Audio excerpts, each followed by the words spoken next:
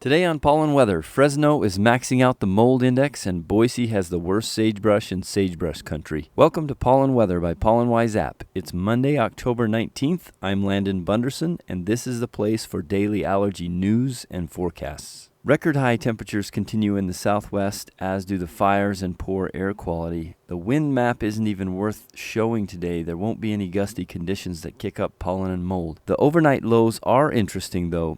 At least we have some frost in the north. From Great Falls to St. Paul, the temperatures were cold enough to knock down those quinopods and ragweed. Expect lowered conditions going forward. Green Bay and area just dipped into the edge, 32. Probably not cold enough to really hammer the weeds. Just a reminder, if you're watching on YouTube, like and subscribe. So let's start with Wisconsin. Temperatures hit 32 last night. We're forecasting an 80 around the state, very high. That's extremely high for this time of year. If your county got into the 20s though, you might see very little pollen. Boise is forecasted to hit 92. Much of that is sagebrush, although you're not quite done with quinopods either. Very high pollen again in Oklahoma and Missouri, as well as Alabama and Louisiana. Quiet on the coast, other than the Bay Area, which I believe has entered fall alder season. Scattered showers in the Midwest mean that your pollen and mold today could be hit or miss. Keep an eye on the sky and one on the app. Over on mold, we believe that Fresno is going to max things out, 100 on the index. That's that high mold associated with fire and firefighting. Phoenix will have very high mold today, as will Wisconsin and Minnesota, at least in places where the rain doesn't fall. The PM 2.5 map shows us where the big fires are. Colorado and California each have some very large blazes. NO2 is spotty throughout the country. New York and Los Angeles are two places to watch if you're NO2 sensitive. Today's feature is the map of how you are feeling. We get these data from our app users who are logging symptoms. I wouldn't say that the country has made a terrific improvement, and the center of the map has gone backwards from green to orange. The Northeast is looking pretty darn good, while the Northwest is logging a very dark orange, something we haven't seen in a while. The Intermountain West is logging a yellow, which is great considering the sagebrush I've been scouting. One thing to keep in mind is that our fall app users are some of our more sensitive users, so they're going to log relatively high symptoms even if pollen levels are dropping. That's it for Monday. Thanks for listening. Remember, you can find previous episodes on the Pollen Channel on YouTube. If you're watching on YouTube, check out the Pollen Wise app, the only place for real hourly pollen and mold counts.